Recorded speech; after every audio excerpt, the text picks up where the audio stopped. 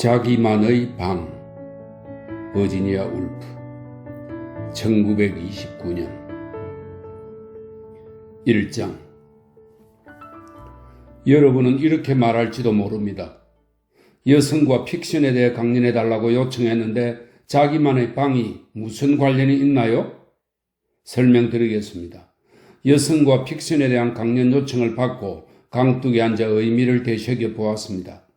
어쩌면 단순히 소설가 페니 버니에 대해 잠시 말하고 제인 오스틴에 대해서는 좀 더 다루고 브론트 자매를 찬미하면서 그들이 살았던 눈 덮인 하워스 목사관을 묘사하면 될지도 모릅니다.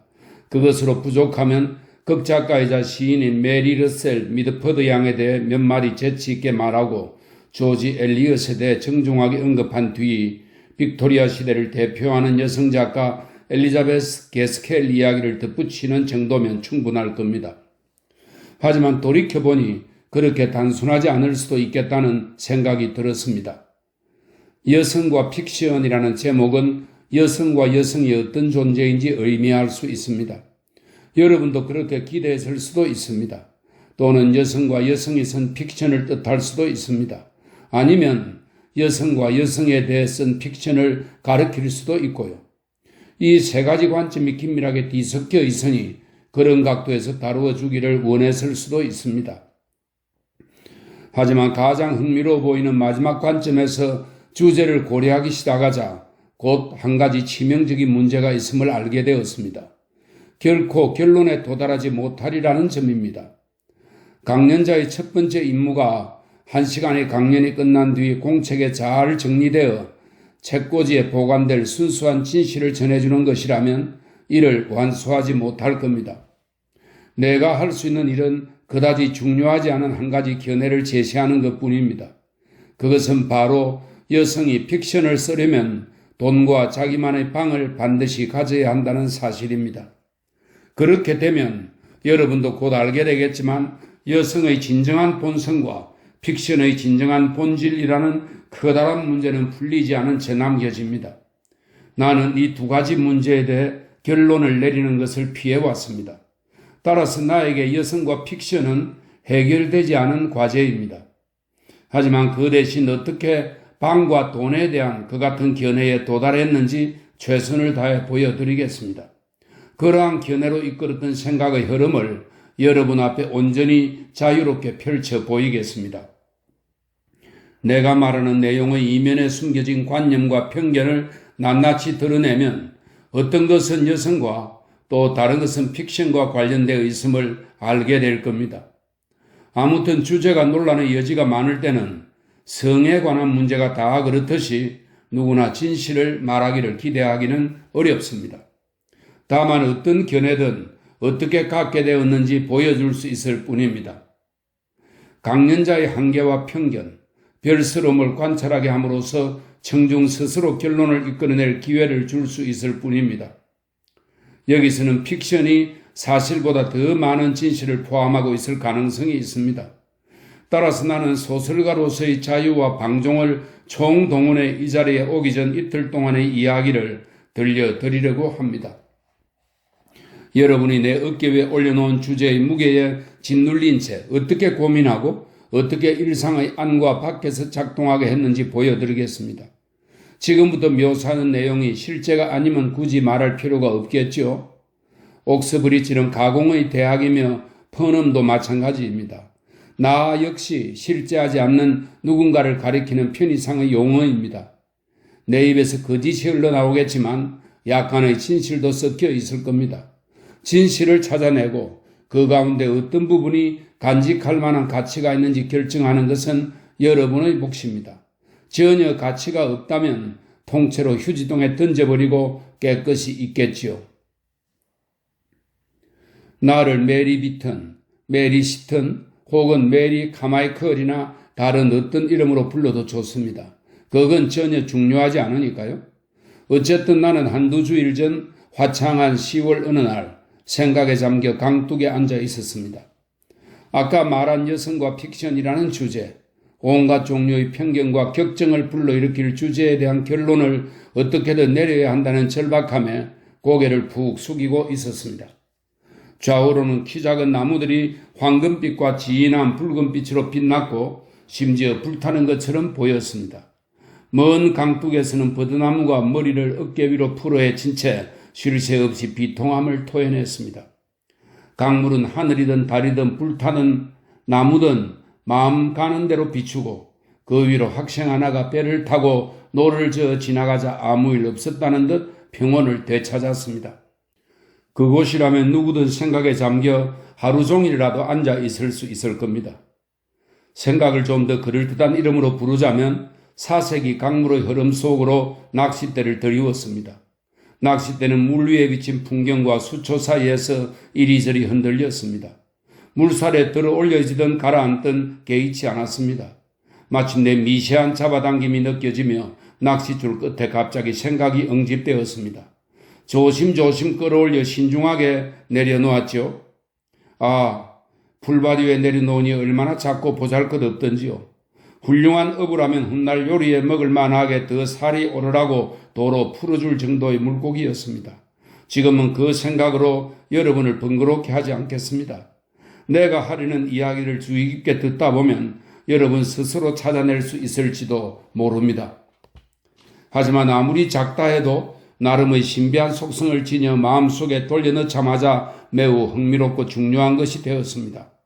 확 솟구치다 가라앉고 이리저리 번뜩이며 상념의 파도를 일으키고 요동치는 바람에 가만히 앉아 있을 수가 없었습니다. 나도 모르는 사이에 풀밭을 가로질러 황급히 걸었습니다. 순간 한 남자의 모습이 튀어나와 나를 가로막았습니다. 처음에는 모닝코트에 이브닝 셔츠를 입은 기이한 차림의 남자가 하는 요란한 몸짓이 나를 향한 것임을 알아차리지 못했습니다. 그의 얼굴은 경악과 분노를 드러내고 있었습니다. 이성보다 본능이 도움이 되더군요. 그는 대학의 관리였고 나는 여자였습니다. 이곳은 잔디밭이었고 길은 저쪽이었습니다. 잔디밭은 연구원이나 학자들에게만 허용된 곳이었습니다. 내가 걸을 수 있는 곳은 자갈길이었습니다. 한순간에 이런 생각이 떠올랐습니다. 내가 길로 되돌아가자 관리도 두 팔을 내리고 평온한 표정으로 돌아갔습니다. 잔디밭이 자갈길보다 걷기에 좋기는 하지만 크게 손해를 보지도 않았습니다. 이 대학이 어디든 연구원과 학자들에게 내가 할 수 있는 유일한 비난은 300년 동안이나 제자리에 있는 잔디밭을 보호한다는 구실로 나의 작은 물고기를 숨게 했다는 점이었지요. 무슨 생각에서 그토록 뻔뻔하게 무단 침입을 했는지 기억나지 않습니다. 하늘에서 평화의 정령이 구름처럼 내려앉았습니다. 평화의 정령이 깃들 자리를 찾는다면 말기겐 10월 아침 옥스브리지 대학 안뜰이 제격일 테니까요. 오래된 건물들을 지나 칼리지 사이를 천천히 걷다 보니 방금 전에 거친 감정이 가라앉는 듯 했습니다. 몸은 소리 안에 새어들어오지 않는 신비한 유리상자 안에 있고 마음은 현실과 동떨어져 잔디밭에 다시 무단 침입하지 않는 한 순간순간 떠오르는 상념 속으로 푹 빠져들 수 있었습니다. 문득 찰스 램이 옥스브리지를 오랜만에 방문하고 쓴 오래된 에세이가 떠오르더니 램이 생각났습니다. 소설가 윌리엄 세커리는 램의 편지를 이마에 대고 성 찰스라고 했다지요. 램은 세상을 떠난 모든 사람 중에 생각나는 대로 말하자면 나와 가장 마음이 잘 통하는 사람입니다. 근데 어떻게 에세이를 썼는지 물어보고 싶은 사람입니다. 램의 에세이는 완벽함을 갖춘 맥스 비어봄의 에세이보다 탁월합니다. 거친 섬광과도 같은 상상력, 번개처럼 번뜩이는 천재성이 그의 에세이의 결함과 불완전함을 남기면서도 온통 시로 채워주었으니까요. 램은 약 100여 년 전에 옥스브리지에 왔습니다. 이곳에서 밀턴의 시 원고를 보고 제목은 생각나지 않지만 에세이를 한 편 썼습니다. 밀턴의 시는 아마 리시다스였을 겁니다. 램은 리시다스의 시어들이 지금 보이는 것과 달라질 수 있었다는 생각만으로도 얼마나 충격을 받았는지 썼습니다.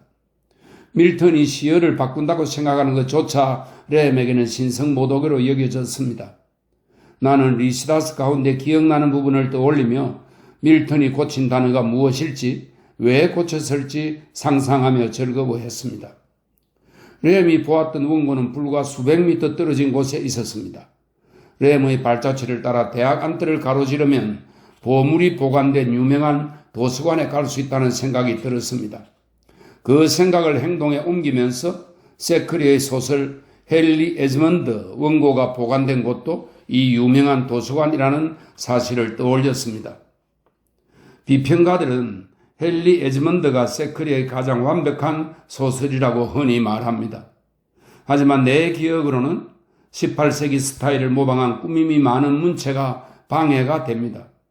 세크리에게 18세기 문체가 자연스러운 것이 아니었다면 말입니다. 누구든 원고를 살펴보고 수정한 목적이 문체 때문인지 아니면 의미 때문인지 알아보면 증명할 수 있는 일입니다. 그러려면 문체가 무엇이고 의미란 무엇인지 확실히 해두어야 합니다. 한 가지 의문은 그런데 어느새 도서관으로 이어지는 문 앞에 와 있었습니다.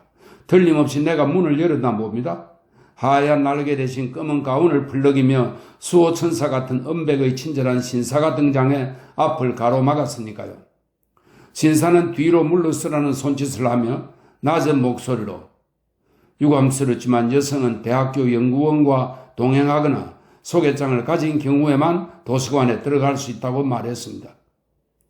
여자 하나쯤 비난을 퍼붓는다 해도 그 유명한 도서관은 꿈쩍도 안 하겠죠. 고상하고 엄숙하고 고요한 도서관은 온갖 보물을 가슴속에 안전하게 품은 채 잠자고 있었습니다. 나와 관련해서 그렇게 영원히 잠자겠지요. 분노의 차 계단을 내려오며 다시는 같은 일을 반복하지 않으리라. 다시는 받아들여 달라고 요구하지 않으리라 다짐했습니다. 오찬까지는 아직 1시간이 남아 있었습니다. 무엇을 할까요? 풀밭을 거닐까요? 강가에 앉아 있을까요? 분명 사랑스러운 가을 아침이었습니다. 붉게 물든 나무잎은 팔랑거리며 땅으로 날아내렸습니다. 무엇을 하든 별로 힘들 것은 없었습니다. 그때 음악 소리가 귀에 들어왔습니다. 예배인지 기념식인지 올리고 있었습니다. 교회 문을 지나는데 오르간이 장엄하게 흐느꼈습니다. 그토록 맑고 깨끗한 공기 속에서는 기독교의 슬픔조차 슬픔 자체라기보다 슬픔의 기억처럼 들리더군요. 오래된 오르간의 신음소리도 평화로움에 둘러싸인 듯 했습니다. 들어갈 권리가 있다 해도 들어가고 싶지 않았습니다. 이번에는 교회 관리가 멈추어 세우고 세례 증명서나 주임사제의 소개장을 요구할지도 모릅니다. 그렇게 장엄한 건물들의 겉모습은 대개 내부 못지않게 아름답습니다. 더욱이 신도들이 벌집 앞의 벌들처럼 떼지어 들어가고 나오며 교회 문 앞에서 분주히 움직이는 광경을 보는 것도 아주 즐거웠습니다. 많은 사람들이 모자를 쓰고 가운을 입었습니다. 어떤 사람은 어깨에 모피수를 달았고 휠체어를 타고 가는 사람도 있었습니다. 중년이 안 된 나이에 어찌나 기이하게 구겨지고 찌그러져 보이는지 마치 커다란 깨와 가재가 수족과 모래를 힘겹게 헤치고 나아가는 모습을 연상시키는 사람도 있더군요. 벽에 기대어 있노라니 그 대학은 스트랜드 거리 한복판에 생존투쟁을 하라고 내버려 두면 머지않아 자취를 감출 희귀종의 성역처럼 느껴졌습니다. 옛 학장과 교수들의 오래된 이야기가 떠올랐습니다. 휘파람 소리가 나면 노 교수가 즉시 전속력으로 달려왔다는 말이 있었죠. 하지만 내가 휘파람을 불 용기를 내기 전에 존경받아 마땅한 신도들은 안으로 들어갔습니다. 교회 건물만 그대로 있었지요. 여러분도 아시겠지만 교회의 높고 둥근 지붕과 첨탑은 정박하지 않고 영원히 항해하는 배가 밤에 불을 켜면 몇 마일 밖에서도 눈에 띄듯 언덕 너머 멀리서도 볼 수 있습니다. 짐작건대 매끄러운 잔디밭이 깔린 안뜰과 거대한 대학 건물과 교회 역시 한때는 습지였을 겁니다. 풀잎이 일렁이고 돼지가 코를 박고 먹을 것을 찾았겠지요. 말과 황소들이 먼 지방에서 수레에 돌을 실어 왔을 테고 끝없는 노동으로 회색 돌덩이들이 하나하나 차곡차곡 질서 있게 쌓아 올려 모습을 갖추었을 것입니다. 나는 그 그늘에 서 있었습니다. 도장공은 창문에 끼울 유리를 가져왔고 석공은 몇 세기 동안 지붕 위에서 접합재와 시멘트와 삽과 흙손을 들고 바삐 움직였을 겁니다. 토요일마다 누군가 가죽 지갑에서 금화와 은화를 꺼내 그들의 늙은 손에 쥐어 주었겠지요. 그들도 하루 저녁쯤은 마시고 즐겼을 테니까요. 돌이 들어오고 석공이 일을 계속하려면 끝없는 금화와 은화의 물줄기가 쉴 새 없이 교정으로 흘러 들어와야 했을 겁니다. 바닥을 고르고 도랑을 만들고 땅을 파고 배수로도 만들어야 하니까요. 그때는 신앙의 시대였습니다. 튼튼한 토대 위에 돌을 쌓기 위해 돈을 마구 쏟아부었습니다. 돌이 높이 올라가자 왕과 여왕과 높은 귀족들의 동교에서 더 많은 돈이 쏟아져 나왔습니다. 이곳에서 찬송가를 부르고 학생들을 가르치기 위해서였습니다. 토지를 하사하고 소작로를 거뒀습니다. 신앙의 시대가 끝나고 이승의 시대가 와도 똑같이 금화와 은화의 물결이 이어졌습니다. 연구기금이 설립되고 강사기금이 기부되었습니다.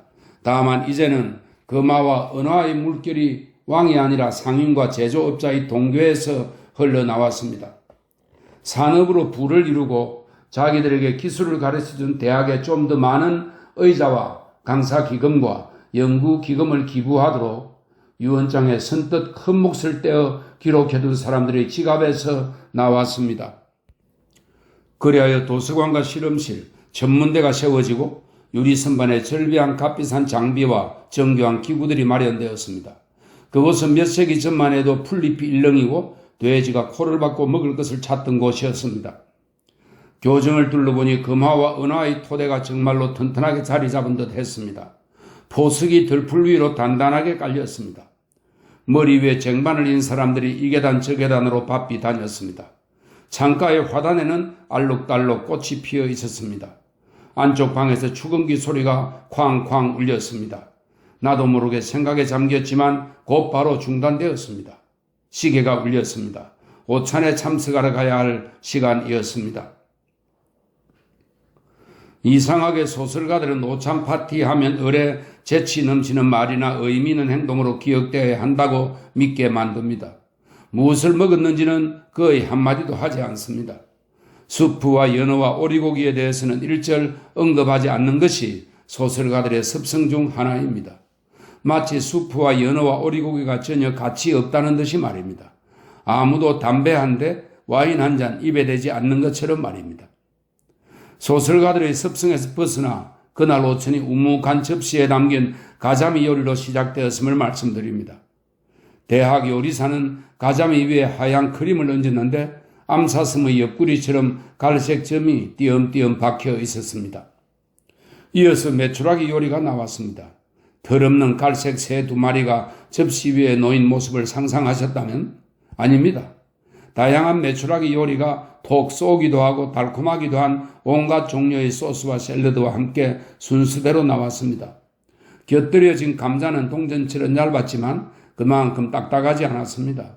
방울 양배추는 장미 꽃봉오리 같았지만 그보다 접이 풍부했습니다. 구운 고기와 곁들이는 음식이 끝나자마자 조용히 시중들던 대학 관리가 한결 부드러운 표정으로 설탕이 물보라처럼 흩뿌려진 과자를 냅킨으로 감아내 놓았습니다. 그것을 푸딩이라 하면서 쌀과 타피오카와 연관시킨다면 모욕이겠지요. 그 사이 노란색과 붉은색으로 물든 와인잔은 비워졌다 채워지기를 계속했습니다. 척추에서 절반쯤 내려온 곳, 영혼의 자리에 서서히 불이 켜졌습니다. 흔히 제치라 불리며 입술에서 가볍게 들락거리는 단단하고 작은 전기불이 아니었습니다. 보다 심오하고 미묘한 지하 세계의 불빛, 이성적인 소통의 풍부한 노란 불꽃이었습니다. 서두르지 않아도 됩니다. 반짝일 필요도 없습니다. 자기 자신이 아닌 다른 사람이 되지 않아도 됩니다. 우리 모두는 천국에 갈 것이고 반다이크도 함께 있습니다. 인생이 얼마나 근사해 보이고 그 보상은 얼마나 달콤하며 이런 원한 저런 불만 따위는 얼마나 하찮은지요. 우정이며 마음이 통하는 사람들과의 교제는 또 얼마나 경탄할 만한지요. 고급 담배에 불을 붙이고 창가에 놓인 푹신한 의자에 파묻혀 있노라면 말입니다. 운 좋게 재떨이가 가까이 있었다면, 창밖으로 재를 떨지 않았다면, 상황이 조금만 달랐다면 꼬리 없는 고양이를 보지 못했을 겁니다. 꼬리 잘린 동물이 갑자기 나타나 안뜰을 사뿐사뿐 가로지르는 모습을 보자 잠재의식 속 지성이 감정의 빛을 바꾸었습니다. 마치 누군가 그늘을 들이운 것 같았습니다. 질 좋은 화이트 와인의 기분 좋은 취기가 사라졌습니다. 우주가 너무 의문스럽다는 듯 잔디밭 한가운데 멈추어선 맹커스 고양이를 지켜보다니 확실히 무엇인가 부족해 보였고 무엇인가 달라 보였습니다. 주변의 대화 소리를 들으며 자문해 보았습니다. 무엇이 부족하고 무엇이 다르지? 그 질문에 답하려면 방 밖으로 나가 과거 전쟁 전으로 돌아가 여기서 멀지 않은 방에서 열렸던 지금과는 다른 오찬 파티 장면을 눈앞에 펼쳐 보아야 했습니다. 모든 것이 달랐습니다. 그 사이에는 손님들의 대화는 계속되었죠. 손님들은 많았고 젊었고 여성도 있고 남성도 있었습니다. 대화는 순조롭게 진행되었습니다. 쾌활하고 자유롭고 즐겁게 이어졌습니다. 이야기가 계속되는 동안 다른 대화를 배경에 놓아보았습니다. 두 가지를 서로 맞추어 보니 한쪽이 다른 쪽의 후예이며 정당한 계승자임이 분명했습니다. 변한 것은 없었습니다. 달라진 것도 없었습니다. 이번에는 내용이 아니라 웅웅거리는 소리나 이면의 흐름의 두 귀를 활짝 열고 들었습니다. 네, 그것이었습니다. 거기에 차이가 있었습니다. 전쟁 전에도 사람들은 오찬 파티에서 똑같은 말을 했습니다. 하지만 소리가 달랐습니다. 당시에는 분명하지는 않지만 음악적이고 흥미로운 콧노래 소리가 섞여 있었습니다. 그것이 말 자체의 가치를 변화시켰습니다. 콧노래 소리를 말로 표현할 수 있을까요? 시인의 도움을 받는다면 가능하겠죠. 곁에 놓인 책을 펼쳐 넘기다 보니 테니슨의 시가 나왔습니다. 테니슨은 이렇게 노래했습니다. 찬란한 눈물 한 방울 떨어지네 문가의 시계꽃에서 그녀가 오네 나의 비둘기 나의 사랑 그녀가 오네 나의 생명 나의 운명 붉은 장미가 소리치네 가까이 왔어 가까이 왔어 흰 장미가 흐느끼네 늦었어 참 제비 곶갈꽃이 귀 기울이네 들린다 들려 그리고 백합이 속삭이네 기다릴게. 전쟁 전 오찬 파티에서 남자들이 흥얼거린 콧노래가 이것이었을까요? 그럼 여자들은 내 마음은 물오른 어린 가지에 깃들여 노래하는 새. 내 마음은 주렁주렁 열매 달려 휘늘어진 사과나무. 내 마음은 고요한 바닷속을 노니는 무지갯빛 조개. 내 마음 이 모두보다 기뻐요. 내 사랑 날 찾아왔으니. 이것이 전쟁 전 오찬 파티에서 여자들이 흥얼거린 콧노래일까요? 전쟁 전 오찬 파티에서 사람들이 숨죽이며 콧노래를 흥얼거렸다고 생각하니 너무 우스워 웃음이 터졌습니다. 잔디밭 한가운데 있는 맹커스 고양이를 가리키며 왜 웃었는지 설명해야 했습니다. 꼬리 없는 가엾은 짐승이 조금은 우스꽝스러워 보였으니까요. 꼬리 없이 태어났을까요? 아니면 사고로 꼬리를 잃었을까요? 꼬리 없는 고양이가 실제로 맨섬에 산다고 하지만 생각보다 드뭅니다. 아름답다기보다 진기한, 기이한 동물이죠. 꼬리 하나로 얼마나 달라지는지 신기합니다. 오찬이 끝나고 사람들이 코트와 모자를 챙기면서 나누는 말은 여러분도 잘 아시겠죠. 이번 오찬은 주인의 환대 덕에 늦은 오후까지 이어졌습니다. 아름다운 10월의 하루가 저물어가고 발걸음을 옮기는 길의 가로수에서 나뭇잎이 떨어졌습니다. 내 뒤로 문이 하나씩 부드러우면서도 단호하게 닫혔습니다. 수많은 관리들이 수많은 열쇠를 기름칠이 잘 된 자물쇠에 끼우고 돌렸습니다. 보물의 집은 또 하룻밤을 안전하게 지낼 채비를 하고 있었습니다. 가로수 길을 지나면 이름은 기억나지 않지만 길이 하나 나옵니다. 그 길을 따라 제대로 모퉁이를 돌기만 하면 여자 대학이 있는 펀음으로 이어집니다. 하지만 시간이 많이 있었습니다. 만찬은 7시 30분에 시작하니까요. 오늘 같은 오찬을 한 날은 저녁은 안 먹어도 괜찮을 겁니다. 시 한 편이 마음에 어떤 작용을 일으켜 길을 걸으며 두 다리가 딱딱 맞게 움직이는지 신기할 따름입니다. 찬란한 눈물 한 방울 떨어지네 문가의 시계꽃에서 그녀가 오네 나의 비둘기 나의 사랑. 헤딩리를 향해 서둘러 걷는 나의 핏 속에서 시가 노래를 불렀습니다. 물길이 소용돌이 치는 둑에 이르자 곡을 바꾸어 노래했습니다. 내 마음은 물오른 어린 가지에 깃들여 노래하는 새. 내 마음은 주렁주렁 열매 달려 휘늘어진 사과나무. 어둑어둑해지면 사람들이 흔히 그러듯이 나는 큰 소리로 외쳤습니다. 놀라운 시인들이야. 얼마나 놀라운 시인들이냐고.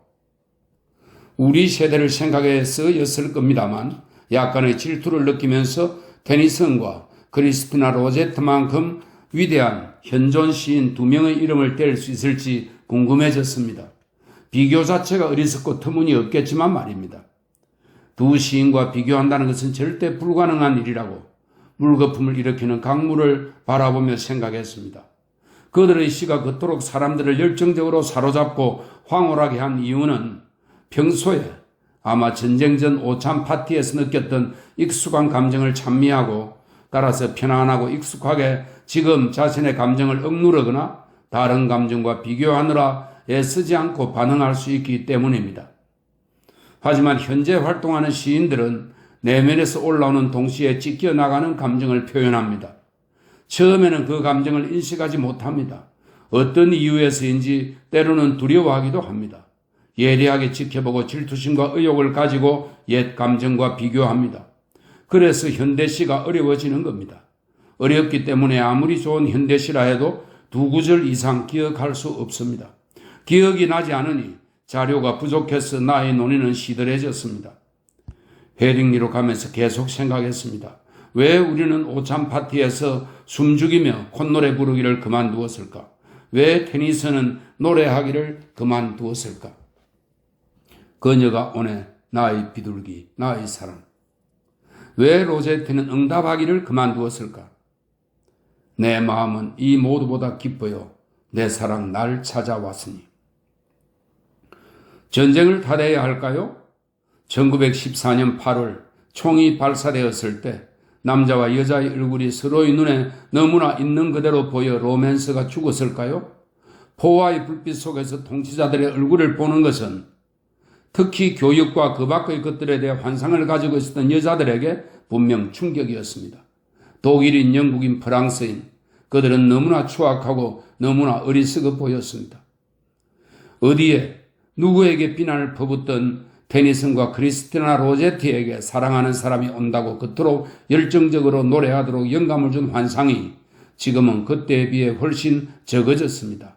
단지 읽고 보고 듣고 기억할 뿐이지요. 하지만 왜 비난해야 하지요? 환상이었다면 깨고 그 자리에 진실을 가져다 놓은 파국을 그것이 무엇이든 찬양해야 하지 않을까요? 진실은 이 점들은 진실을 쫓다 펀음으로 가는 모퉁이를 놓친 지점을 표시한 겁니다. 진정 무엇이 진실이고 무엇이 환상인지 자문해 보았습니다. 예컨대 지금은 황혼 속에 창문이 붉게 물들어 어스레의 축제 분위기인 집들이 아침 9시면 사탕절임과 구두끈이 어지러이 나뒹굴며 너저분해진다면 무엇이 진실일까요? 또 버드나무와 강까지 넓게 펼쳐진 정원이 지금은 살며시 덮쳐오는 안개로 희미하지만 햇빛 속에서는 황금빛과 붉은빛으로 빛난다면 어떤 것이 진실이고 어떤 것이 환상일까요?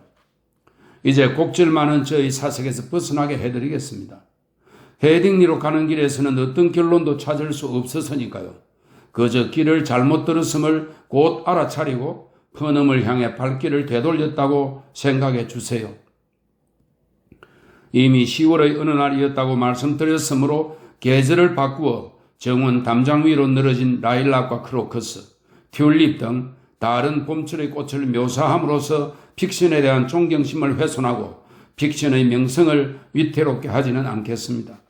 픽션은 사실에 부합되어야 하고 사실에 가까울수록 좋은 픽션이라고 그렇게 들어왔으니까요. 그러므로 여전히 가을이었고 나뭇잎은 노랗게 물들어 떨어졌습니다. 전보다 더 빨리 떨어졌습니다. 저녁이었고 정확하게 7시 23분 가벼운 바람이 확실하게 남서쪽에서 불어왔으니까요. 그런데도 이상한 무엇인가가 작용했습니다. 내 마음은 물오른 어린 가지에 깃들여 노래하는 새. 내 마음은 주렁주렁 열매 달려 휘늘어진 사과나무. 크리스티나 로제티의 시구가 어리석은 상상에, 물론 어리석은 상상에 지나지 않았지만 일말의 책임이 있었겠죠. 라일락이 정원 담장에 꽃잎을 흩날리고 맨노랑 나비가 이리저리 스치듯 날며 꽃가루가 허공에 날리는 듯 했습니다. 어딘지 알 수 없는 곳에서 바람이 불어 반쯤 자란 나무잎들을 흔들어대니 공중에 은혜색 빛이 반짝였습니다. 석양 무렵이었습니다. 색깔이 강렬해지고 자줏빛과 황금빛이 흥분자라는 심장의 고동처럼 창유리에서 불타오르는 시간. 무슨 이유에서인지 세상의 아름다움이 드러났다 곧 사라지는 시간.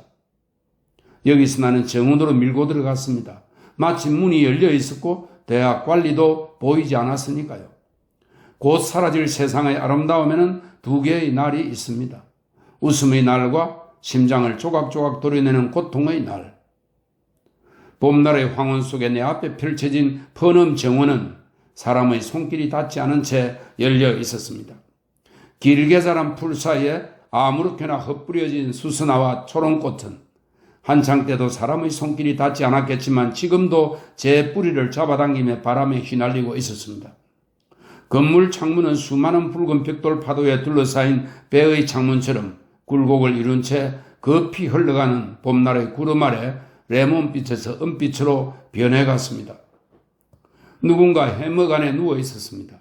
이런 희미한 빛 속에는 반은 보이고 반은 추측해야 하는 환영에 지나지 않지만 누군가는 잔디밭을 가로질러 달렸습니다. 누가 그녀를 가로막지 않을까요? 그때 바람을 쐬고 정원을 둘러버리는 듯 구부정하고 당당하면서도 겸손해 보이는 사람이 테라스에 나타났습니다. 넓은 이마에 낡은 옷, 혹시 유명한 학자 J.H. 그녀일까요?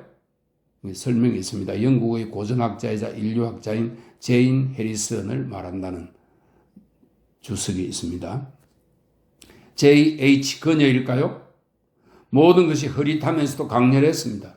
마치 땅거미가 정원에 던져놓은 장막이 별이나 칼, 언제나처럼 봄의 심장에서 솟아오르는 소름 끼치는 현실의 섬광에 의해 갈갈이 찍힌 것 같았습니다.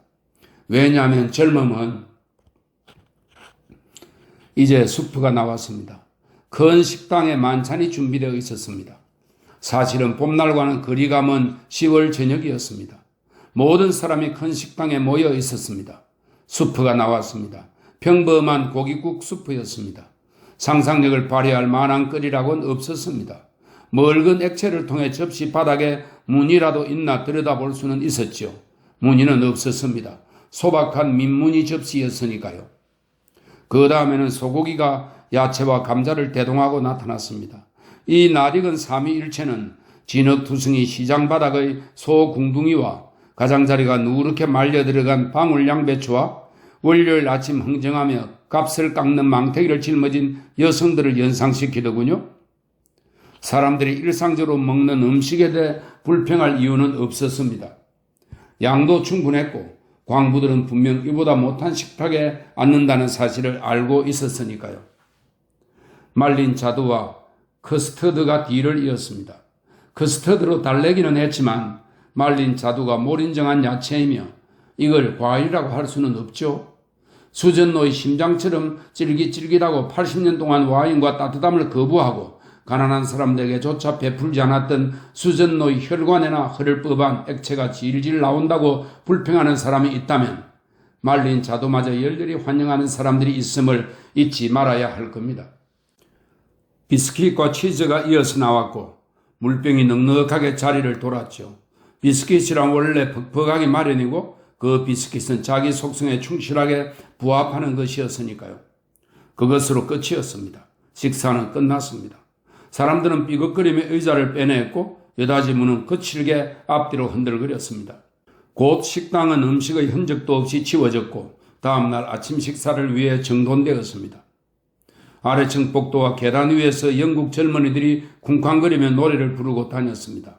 초대받은 손님이나 외부인들이 저녁 식사가 별로였어요. 또는 여기와 우리 둘만, 그때 나는 메리 시튼과 그녀의 응접실에 함께 있었습니다. 우리 둘만 식사할 수는 없었을까요? 라고 말할 수 있었을까요? 이곳 펀엄에서도 트리니티, 서머빌, 거튼, 뉴넘, 크라이스트 처치보다 더 많은 권리를 나한테 주지는 않았으니까요.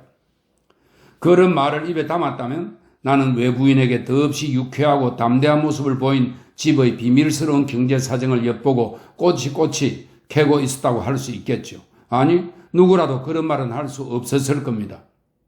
사실 대화가 잠시 시들해졌습니다.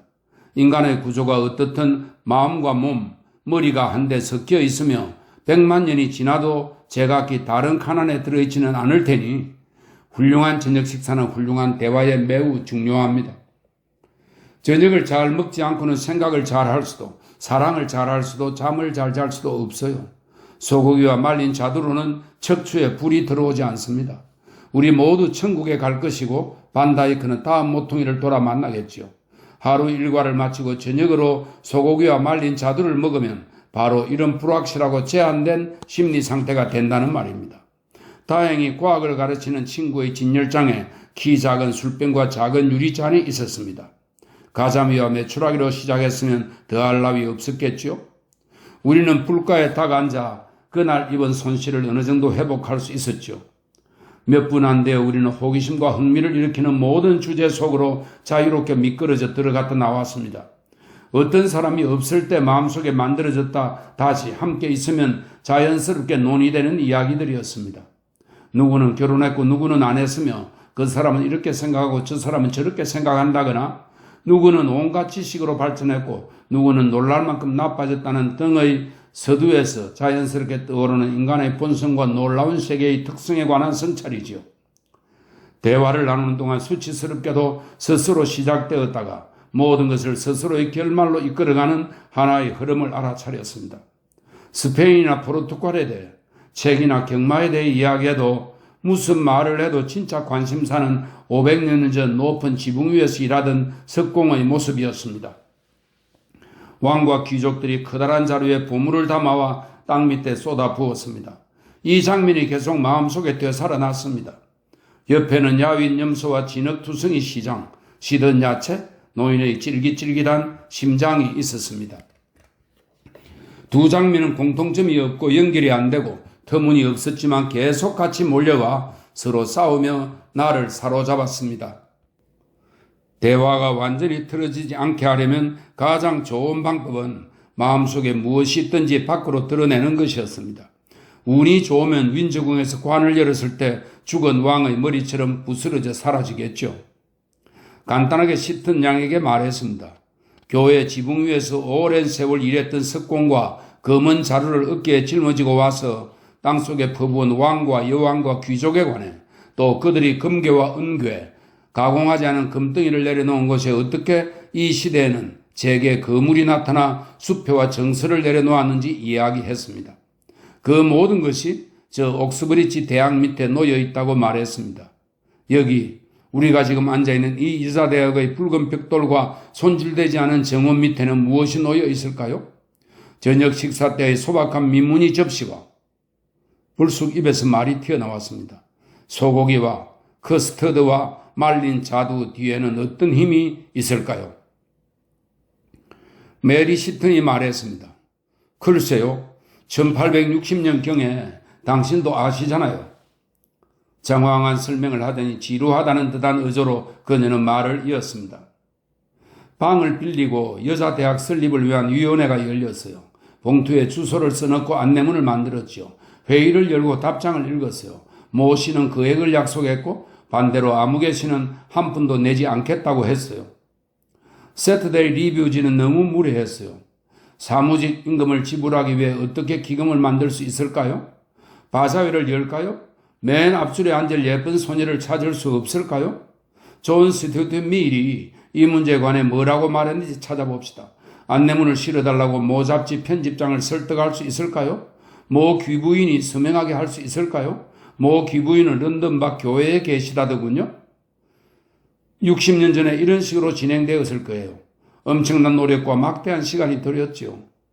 기나긴 투쟁과 많은 어려움을 겪은 뒤에야 3만 파운드를 모을 수 있었어요. 최소한 3만 파운드를 모아야 한다고 들었습니다. 그리 큰 액수는 아닙니다. 이런 대학이 영국, 아일랜드, 식민지를 통틀어 하나뿐이고 남학생 학교를 위해서는 엄청난 거금을 얼마나 쉽게 모을 수 있는지 생각하면 말입니다. 하지만 여성이 교육받기를 진심으로 원하는 사람이 거의 없음을 감안하면 상당한 액수입니다. 이건 레이디 스티번이라고 하는 사람이 말한 것을 옮겨놨다고 합니다. 그러니 우리가 와인과 메추라기 요리와 머리에 양철 쟁반을 이고 나르는 하인을 갖지 못할 수밖에 없다고 그녀는 말했습니다. 우리는 소파와 독립된 자기 방도 가질 수 없지요. 그녀가 어느 책에선가 인용해서 말했습니다. 쾌적한 삶을 위한 것들은 앞으로 더 기다려야 합니다. 긁어 모을 수 있는 돈은 한 푼도 남김없이 건물을 위해 떼어두고 쾌적한 삶을 위한 것들은 뒤로 미루어야 했다. 스프레이치의 대의에 나오는 말입니다. 그 모든 여성이 해마다 일을 하고도 2,000파운드를 모으기 어렵고 3만 파운드를 모으기 위해 할 수 있는 온갖 일을 다 해야만 했다는 것을 생각하며 여성의 수치스러운 빈곤을 성토했습니다. 어머니들은 대체 무엇을 하고 있었기에 우리에게 물려줄 재산이 없었을까요? 콧잔등에 분이라도 바르고 있었을까요? 쇼윈도를 들여다보고 있었을까요? 몬테카를로에서 햇빛을 쬐며 뽐내고 있었을까요? 벽난로 선반에 사진 몇 장이 있었습니다. 메리의 어머니는 만약 사진의 주인공이 그녀라면 여가 시간에 낭비를 즐겼을 겁니다. 그녀는 목사 남편과의 사이에 13명의 자식을 두었습니다. 하지만 사람들과 어울리고 씀씀이가 해프게 살았다 해서 그녀 얼굴에 즐거움의 흔적이 남은 것도 아니었습니다. 평범한 외모의 체크무늬 쇼를 커다란 브로치로 고정시켜 두르고 있는 노부인이었습니다. 그녀는 스페니얼 종 개에게 카메라를 보라고 으르면서도 셔터를 누르는 순간 움직일 것이라 확신하는 사람처럼 즐겁고도 긴장된 표정으로 버들가지로 엮은 의자에 앉아 있었습니다. 자, 만약 그녀가 사업에 발을 들여놓았다면, 인견 제조업자나 증권거래소의 거물이 되었다면, 퍼넘에 2만이나 3만 파운드를 기증했다면 오늘 밤 우리는 마음 편히 앉아 있었을 겁니다. 대화 주제는 고고학, 식물학, 인류학, 물리학, 원자의 본질, 수학, 천문학, 상대성 이론, 지리학 등이 되었겠죠. 시튼 부인과 그녀의 어머니와 할머니가 아버지와 할아버지처럼 돈 버는 위대한 기술을 배워 오직 여성만을 위한 전용 연구기금, 강사기금, 상금, 장학금을 남기기만 했어 여기 위층에서 따로 쇠고기와 와인 한 병으로 꽤 괜찮은 저녁 식사를 할 수 있었을 겁니다. 너무 주제넘다는 생각 없이 후하게 대접받는 전문직의 은신처에서 유쾌하고 명예롭게 사는 삶을 기대할 수 있었겠죠. 탐험을 하거나 글을 쓸 수도 있고 지구상의 유수 깊은 곳을 떠돌아 다닐 수도 있었을 겁니다. 파르테논 신전 계단에 앉아 사색에 잠길 수도 있고 아침 10시에 사무실에서 나갔다 4시 30분쯤 편안하게 집에 와 가벼운 시 한 편을 지을 수도 있었을 겁니다. 단지 시튼 부인을 비롯한 여성들이 15살의 사업에 발을 들여놓기만 했다면 말입니다. 그럼 이 논의의 예기치 못한 문제입니다만 메리는 없었겠지요. 그 점을 어떻게 생각하는지 메리에게 물었습니다. 커튼 사이로 고요하고 사랑스러운 10월의 밤이 보이고 노랗게 물든 나무에 별이 하나둘 걸려 있었습니다. 그녀는 저 풍경 속의 자기 목과 스코틀랜드에서 같이 놀고 토닥거리던 기억들을 포기할 준비가 되어 있었을까요? 그들은 대가족이었지만 행복한 가족이었습니다. 퍼넘이 펜 한 번 휘둘러 5만 파운드 상당의 거금을 기부받을 수 있도록 하기 위해서 말입니다. 스코틀랜드 공기가 얼마나 맑으며 케이크는 또 얼마나 고급스러운지 그녀는 자주 자랑했죠. 대학에 기부하려면 어쩔 수 없이 가족 수를 획기적으로 줄여야 합니다.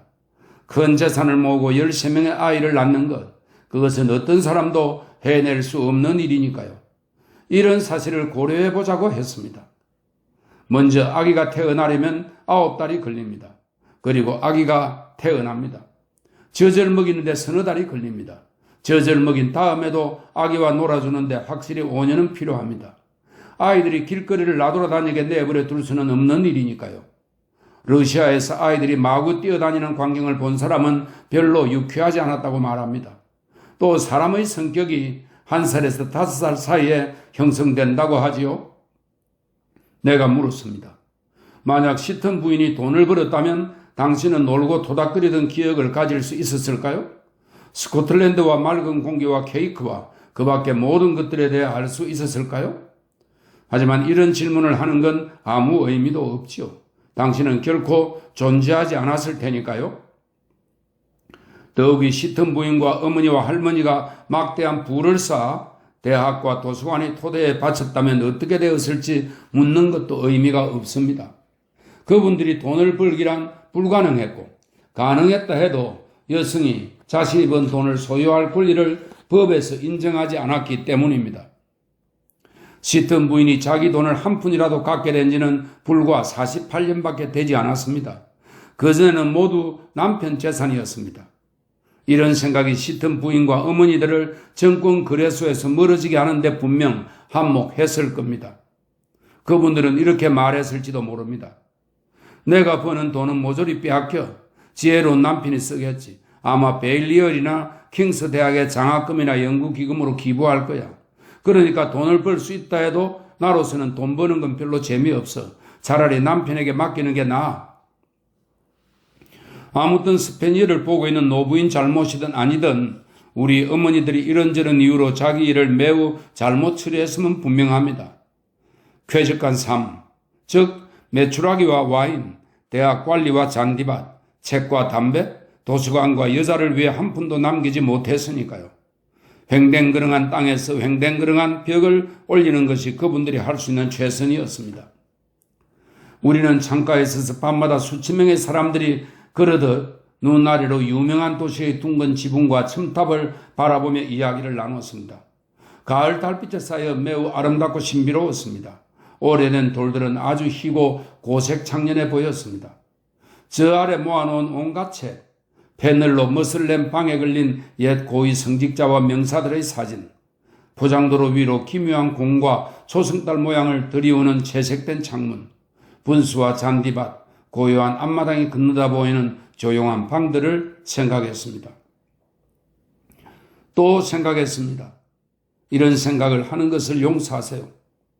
훌륭한 담배와 술과 푹신한 안락의자와 기분 좋은 카펫을, 그리고 사치와 프라이버시와 공간이 낳는 우아함과 온화함과 기품을 생각했습니다. 분명 우리 어머니들은 이것과 견줄 만한 것을 우리에게 주지 못했습니다. 3만 파운드를 긁어 모으기란 어렵다는 것을 알았고, 세인트 앤드루스에서 목사에게 13명의 아이를 낳아준 우리 어머니들 말입니다. 숙소로 가는 어두운 거리를 걸으며 하루 일과를 마친 사람이 흔히 그러듯 이 생각 저 생각에 몰두했습니다. 왜 짙은 부인은 우리에게 물려줄 돈이 없었을까? 가난한 마음에 어떤 영향을 미칠까? 아침에 만난 어깨에 모피 수울을 늘어뜨린 기이한 노 신사들을 생각했습니다. 누군가 휘파람을 불면 그들 중 한 명이 달려온다는 것을 기억했습니다. 교회에서 울리던 오르간과 도서관의 닫힌 문을 생각했습니다. 닫힌 문 밖에 있는 것이 얼마나 불쾌한지 생각했습니다. 어쩌면 닫힌 문 안에 있는 것은 더 나쁠지도 모른다고 생각했습니다. 한쪽 성의 안정과 번영, 다른 쪽 성의 가난과 불안정을 생각하고 작가의 마음에 전통과 전통의 결핍이 미치는 영향을 생각했습니다. 마침내 그날의 논의와 느낌과 분노와 웃음을 하루의 껍질과 함께 말아서 울타리 밖으로 던져버려야 할 시간이라고 생각했습니다. 황량하고 푸른 하늘에 수많은 별이 반짝였습니다. 알 수 없는 세상에 혼자 있는 것 같았습니다. 사람들은 모두 납작하게 엎드려 입을 다문 채 잠들었습니다. 옥스브리지 거리에 움직이는 사람이라고는 없는 것 같았습니다. 호텔 문조차 보이지 않는 손이 휙 열었고 불빛을 비춰 나를 침실로 안내하려고 기다리는 심부름꾼도 없었습니다. 너무 늦었지요.